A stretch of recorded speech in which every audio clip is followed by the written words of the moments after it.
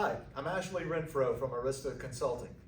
Once again today, we'd like to talk to you a little bit about markets and the way to invest inside of your institutional or school retirement plan that you may be a part of. 401ks and 403bs both have a full menu of funds from all different asset classes. You may have large cap stock funds, small cap stock funds, fixed income, even money markets.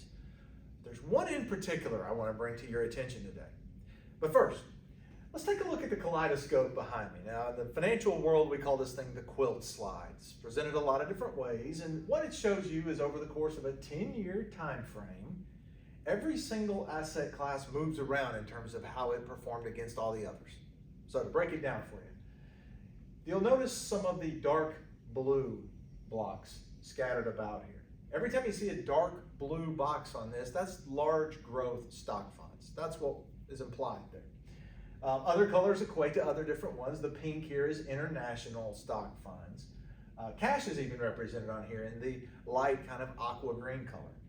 But what you'll notice is it's just all over the place. It's scattershot across the spectrum for this 10-year window, and it didn't look any different for the 10-year window before that. Likely won't look different for the next 10 years. But what you do notice is that they fluctuate widely. Good example. 2017, large growth stocks registered about a 30% rate of return. Great year, right? And if you were using that in your retirement plan, as you should be, you got the effect of some of that great growth.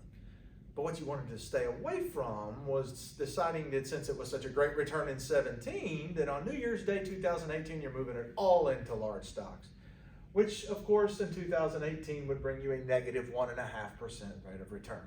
That would be very frustrating. And you would probably think, well, that was a bad idea. I'm going to move it all out of large growth stocks because that seems bad. Then what happens in 2019? 36% rate of return on large growth. And it happened again in 2020, another great return.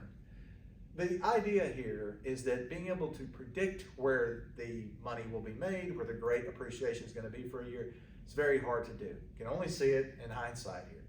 But one thing you can do, also in every one of your investment lineups, as I mentioned earlier, is something called a target date fund. And those target date funds try to combine all of these asset classes into one. It's never the best return on this chart. It's never the worst, but it trends along. It makes money when markets are up. It may lose a little bit when markets are down, but overall, as you get older, it remains balanced for you and reallocates every single year so that it matches you in terms of how far you are from your retirement date. So when you're looking at your investment lineup, you're unsure what to pick, you can simply go down to where the target date funds are, find the one that's closest to the year you'd like to retire, and that's a great choice for you. Thanks for your attention on this matter. Look forward to talking to you very soon. Again, I'm Ashley Renfro of Arista Consulting Group.